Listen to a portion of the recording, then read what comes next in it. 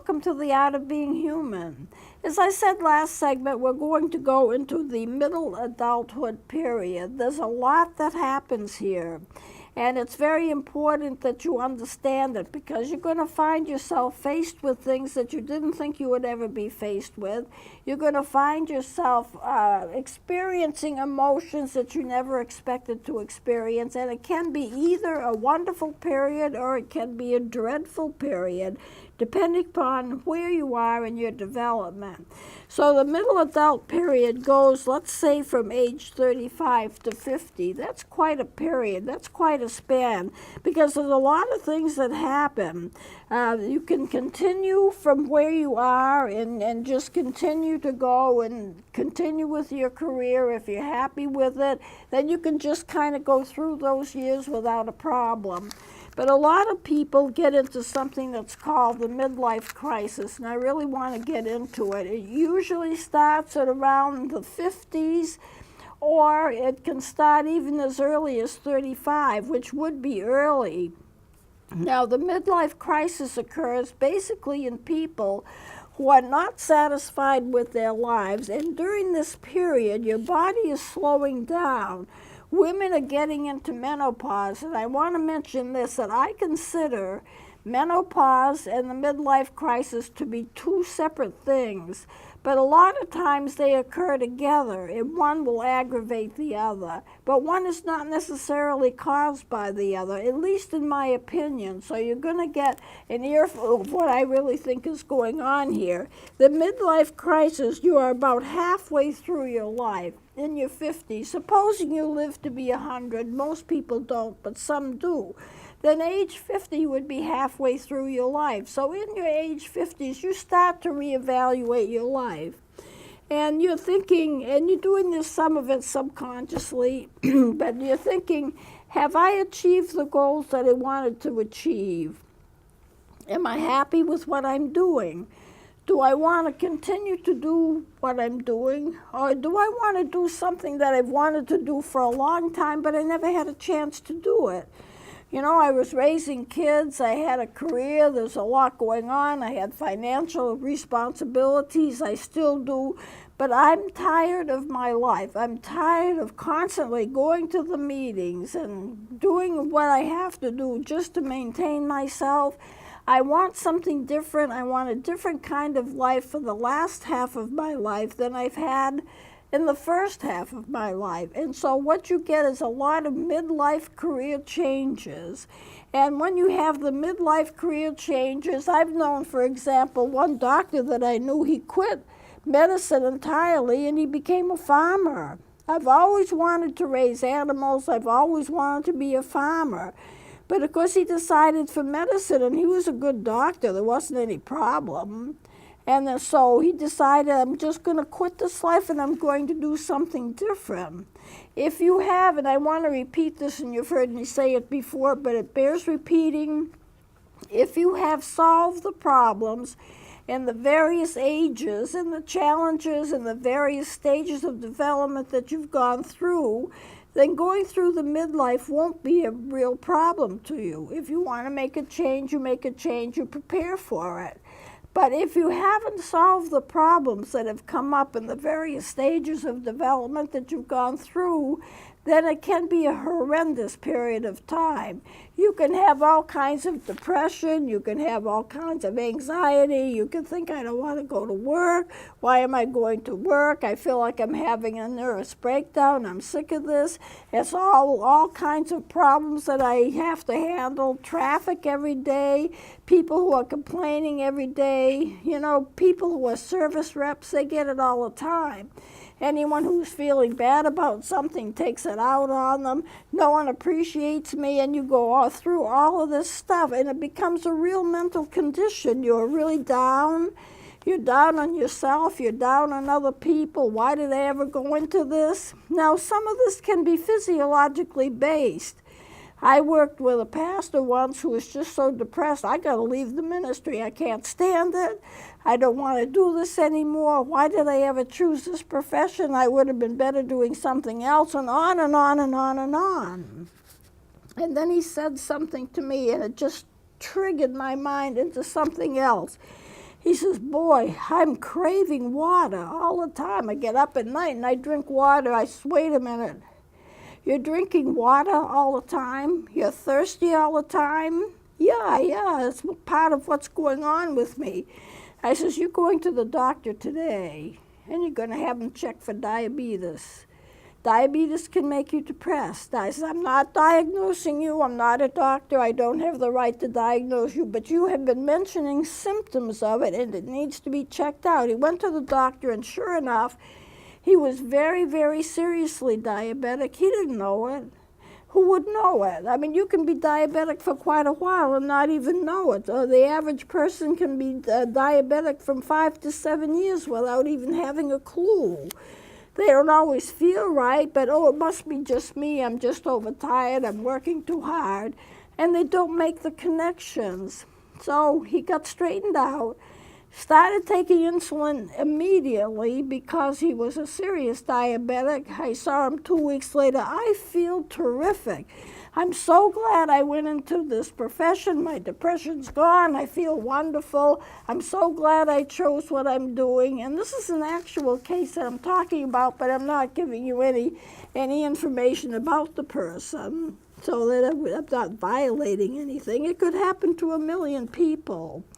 So some of the changes that you may feel if you are having a hard time with midlife, then it could possibly be physically related, but it doesn't have to be.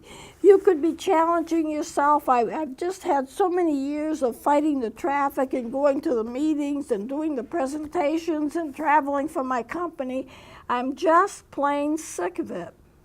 I want a difference. I want something new. I want something different. And so what you do is if you are not careful, you may impulsively just decide that, I'm quitting. I'm just quitting. I'm going to do something else.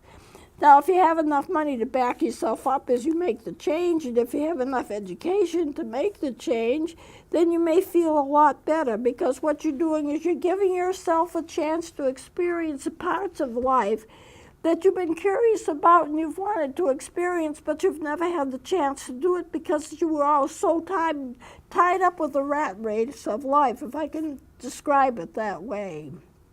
But that's for some people.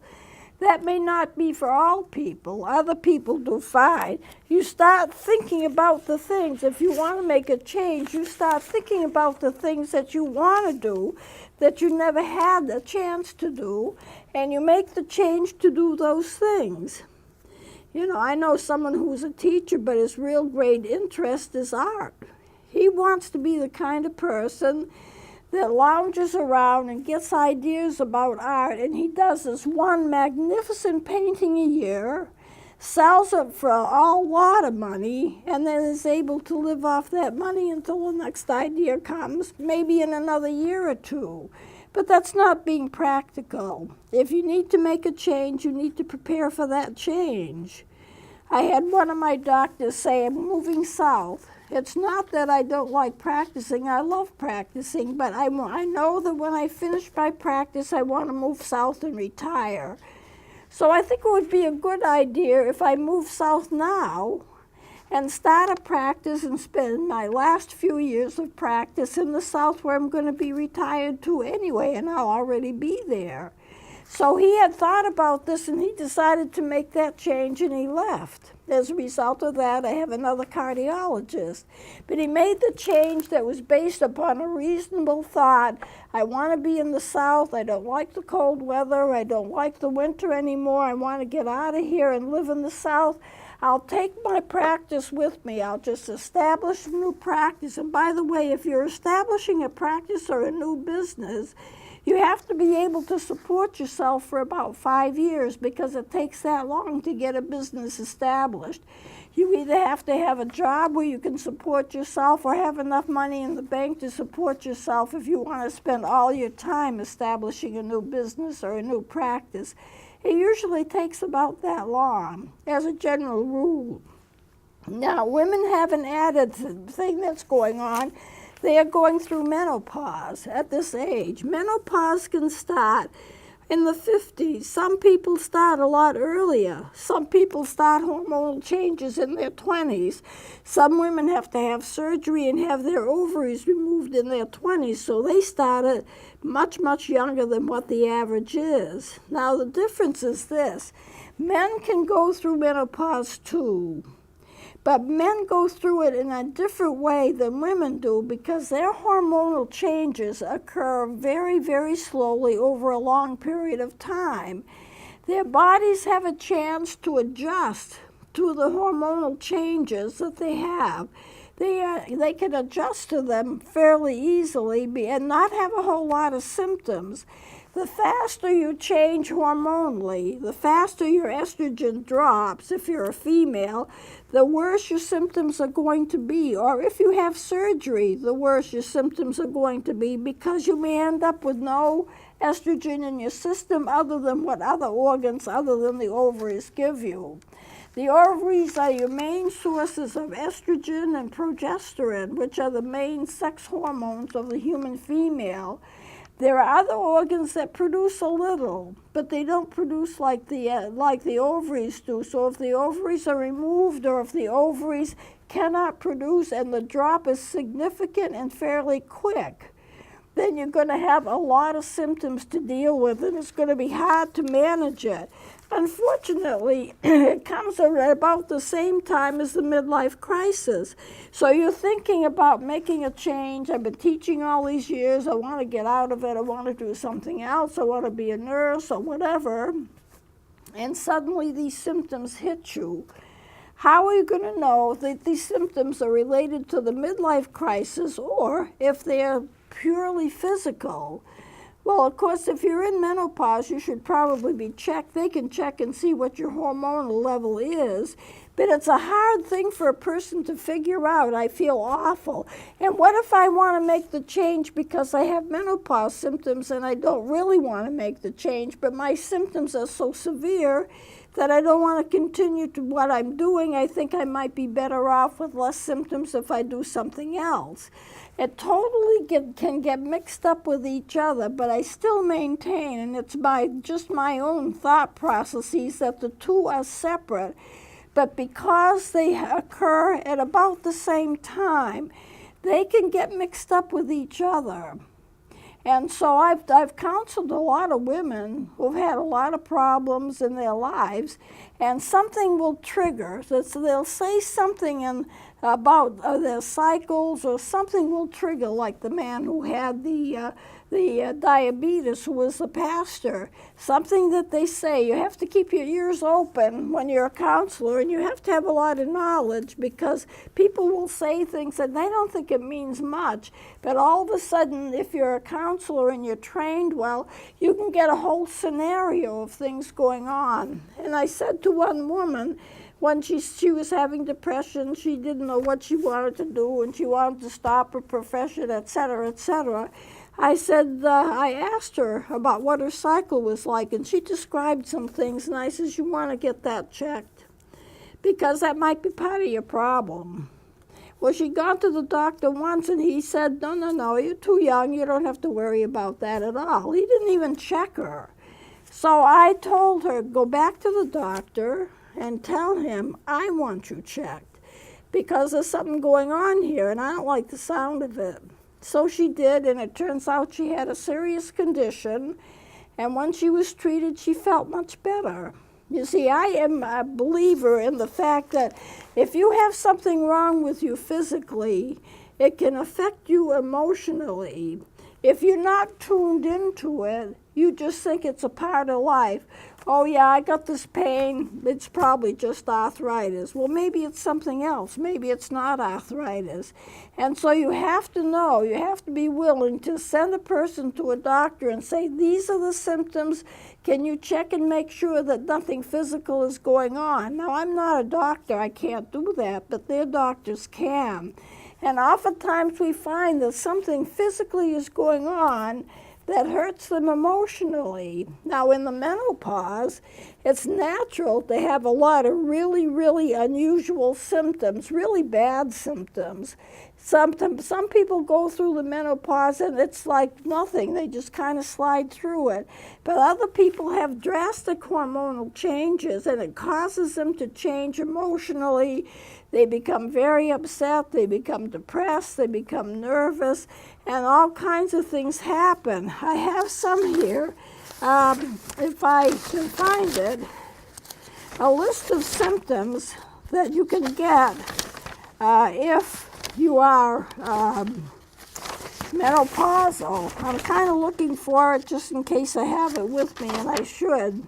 Okay, here are the symptoms. I'm kind of getting ahead of myself, but here are the symptoms of menopause. Not everybody has all of these symptoms, but some have a lot of them. And if you have a lot of them, then you can be in real serious distress.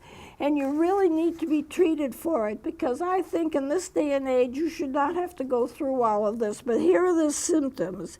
You can have severe anxiety. You can have severe depression, tearfulness, poor concentration. Your memory is not as good. You can feel like you're screaming. You know, if you can feel like you want to scream, if you go to a grocery store and there's a lot of sounds and people are doing this, that, and the other, you may feel like you want to scream, you just can't take it. If you're in a crowded place, the same thing happens. Your vision can be blurred. You can be dizzy. Some people have to be constantly active. They have an energy about them, and they have to be moving, and they have to be talking, they have to be walking, they have to be physically active. Some people have actually passed out. Some people have trouble sleeping. They can't sleep at all, and they stay awake all the time. But there are also some related conditions going with this. The bones can lose calcium. You get osteoporosis, which is brittle bones. The blood pressure can rise. Fats in the blood increase. Atherosclerosis, which is fats in the arteries, also rise. You can get coronary heart disease, and the result of that, you can have a stroke. So menopause can really, really, really change you in all kinds of ways. Your state of being changed. You're not the same person. When you have all of these changes hormonally and they happen fast, you're not the same person. You don't think the same, you don't look the same, you don't feel the same. And that's going to change you, and you're going to say this midlife stuff is miserable, except it's not really the midlife crisis that's bothering you. It's your own hormonal state that's bothering you. So what you have to do is to be treated. Anyone who has surgery and the ovaries are taken out because of cancer or something like that, you will go into an immediate menopause, because all of your hormones, your progesterone, your estrogen is cut out, except for the little that you get from other organs, which is not enough to take care of your needs. Now, I know some people, they want to do everything alone. They don't want to get medical care, so they decided to turn to herbs like St. John's wort. There are some people that shouldn't take St. John's wort, but there are some people that can take it, and it can give them quite a bit of relief. What you need to do if you want to go the natural way is go see somebody who knows what they're doing. I'm not saying don't take it or do take it. I think it depends upon your medical condition. Your doctor can advise you. Anybody who's an herbalist or somebody who specializes in taking herbs can advise you. But you see, herbs are very strong. They're as strong as medication. They can affect your body in a similar way as medication can. They're very, very strong. And so if you are taking other medications for other conditions, you've got to be careful, because the herbs and medications may work against each other, or they may enhance each other. You may be getting too much of something, or it may be canceling out what you need. So if you are going to go the route of the natural, and I think if it can be done, that's great. I have no qualms about it at all, but make sure you go to somebody who knows what they're doing, what you should take, what you shouldn't take, and the reasons why, and they have enough knowledge about medication, so if they know that you're on medication, they'll be able to balance the two out, and that will help you. So the midlife crisis and what's going on with the menopause or other physiological conditions that you can get in midlife can really make your life miserable, but with the right care, you can actually get through it pretty well. And so you're here again, you have to know your body, you have to get the care that you need, and those are the two big things that happen in the midlife crisis and the menopause, or change of hormonal status, which is true for both men and women. Those are the two really, really big things. Now, along with the things that you're dealing with in terms of menopause or midlife crisis, then you get a sense of disappointment. Many people get a sense of disappointment. Their disappointment comes from the fact that they did not accomplish in their lives what they wanted to accomplish.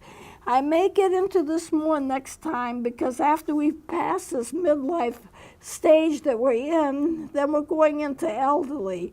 Who knows when elderly begins? I don't know, and I'm 80 years old. So I think it starts before 80, but I don't feel like I'm old. On the other hand, I can't do the things physically that I used to do either. We have been, this is the beginning of the 5th month of this study. Every so often I like to take something and go deeply into it because I think it's important. I just asked for the time to get things prepared first. So starting today, this is the start of the 5th month of our study on human development. And it won't be too much longer, because we'll go through the elderly period, go into attitudes about death, and then we'll be finished and on to something else. So I'm going to close it here. We'll probably start elderly next time, or the disappointments of midlife. We may do some more work with that. And then we'll commence with the elderly age period and what elderly people face and how they feel. And I would suggest, if you want to email me any comments that you have in terms of your own life experiences or what it's like to be elderly or in any one of these stages, I would like to hear, because I'd like to learn more about it myself. So we'll close it here. Please join me next time.